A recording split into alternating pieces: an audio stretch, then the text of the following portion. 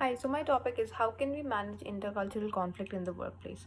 So, in this world where there are different cultures, accepting those cultures in a workplace, and not only in a workplace but everywhere else, has been a big challenge.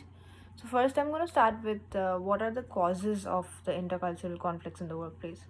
So, first thing is it's the lack of knowledge which many people have about the other culture they are interacting with. Second is the intercultural differences. So, and the third one is different ideas and innovative, creative ideas, which doesn't often match with the other person. And sometimes some people also have the inability to accept other cultures and want to deal with their own cultures only. And some people, of course, have traditional mindset and don't want to accept new concepts and new ideas from different culture. Yes. And these conflicts usually are more of disagreements between people and with rude comments often. So, the second thing I want to discuss is the workplace cultures, which is by Brett. He has mentioned three kind of cultures in the workplace, which is integrity, faith, and ethics. And these three cultures have different types of ways to deal with conflicts. So integrity and ethics deal it directly, while faith just deals it indirectly. And now I'm going to talk about what are the outcomes usually of the intercultural conflicts. It's usually the workplace is the most affected, which leads to poor productivity because people cannot work together in a good environment. Second is there is lack of success due to lack of productivity. Then third comes lack of innovation because with more culture and different cultures in a workplace, there is more innovation and more creative ideas if compared to a company which only has one culture, that's it. And the next one is high employee turnover. So, with less job satisfaction and more disagreements, people will tend to leave the job, right? And the next one is like people have a lot of grudges as well, and intercultural differences leads to misinterpretation and disagreements as well. Now, the second thing I want to talk about is I have a writing by Biggs 2015, which I have mentioned in the presentation, and he has talked about the diversity initiatives that the workplace have been taking, and it has been trending upward since 2017, which has led to different multiculturalism and acceptance, right? Then I want to discuss about how can we manage intercultural conflicts, and that can first thing that can be worked by good communication.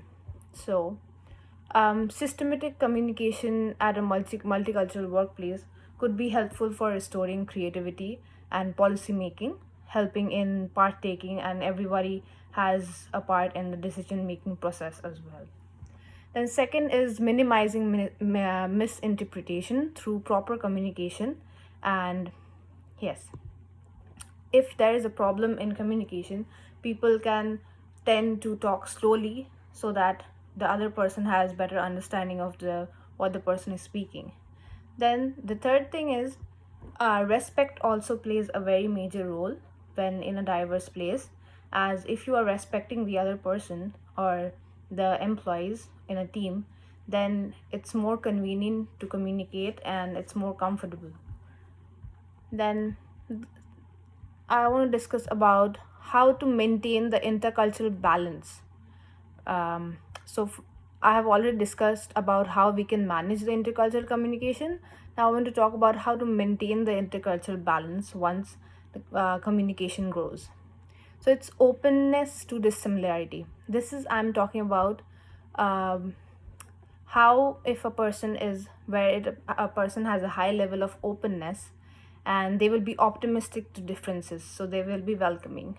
Secondly, it's the emotional handling skills where people have calmness in a work environment, making conflict resolution very easy and helpful. Thirdly is the communication and knowledge cultural manages conflicts. And lastly, managing oneself during an interactive session so that they can build good relationships. Now, there is a scholarship of teaching and learning, which is also called as SOTL, where this is a process for the new postgraduate students where intercultural ways and communication at university level is taught, where the students, before entering the new world, they get a facility where they get a cooperation and they get a harmony of creating a workplace with diverse conflicts. So they, before entering the um, real world, they have an understanding of how to behave and how to properly react in a intercultural environment, so that there is no intercultural disagreement after. And there's also a method called shadowing, as mentioned by Blake and Stahlberg, and it has brought into action, which helps new employees perceive and learn from a skillful employee. This training will help new students when the real world to help deal with intercultural conflicts and come out with a solution each time, decreasing the number of conflicts due to diversity in the workplace. So now that we know about the trainings, some of the results which have been observed by Yusuf Chialense and Kaur is that there are three kinds of cultures to blend with, which are a private culture, local culture, and a professional culture of an organization. According to Clark and Lip, there are 7 steps to conflict resolution. The first one is observing the conflict, which is where the problem is coming from. Then the second is simplifying through coming up with a strategy, uh, how to deal with the conflict and have ways to resolve it.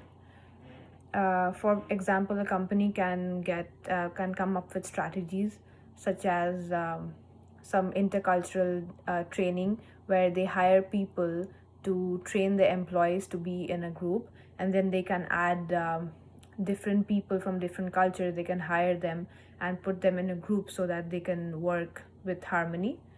Then the third one is gaining knowledge of the other culture in question. And the fourth one is the organization's culture is also necessary to have a knowledge of the organization's culture as well. Then the fifth one is resoluting conflict through harmony and through proper planning. The sixth one is to have knowledge of what is going on and how the conflict resolution has been working, and any amendments that has to be done, and assessing it. And the last step is awarding the employees if there is any achievement for the conflict resolution. And through resolution and through awardings, there is a lot of motivation that employees get, through which they can be more motivated and more satisfied in work to be handling intercultural conflicts and to get along with people from different cultures. Then I want to give an example of a perfect intercultural harmony that Canada has, that one of the companies in Canada has, which is Air Canada, which is a dominant um, company in Canada. So this airline in Canada has a workforce and organizes cultural workshops and workplaces as well. And then it has also won Best Diversity Employers for 3 consecutive years.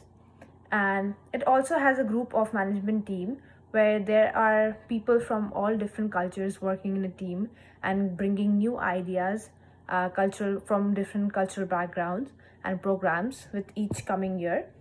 Thus, culture, when in this culture, people together, and it has more diversity in the group, so that they can bring more diverse ideas and more innovations.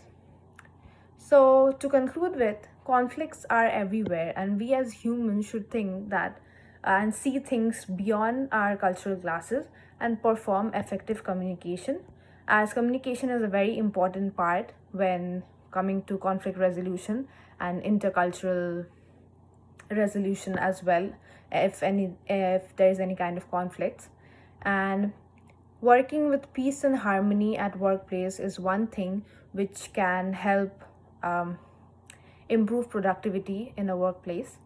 And I think understanding integrity, politeness brings comfort at work, which helps employees to be satisfied at work as well. And acceptance is a very important part in multiculturalism, and in this world where people come from different backgrounds, acceptance and managing conflicts, it's really important. So being open minded is one thing that we should always be. So from my side, this is my thought of how can we manage intercultural conflict in the workplace.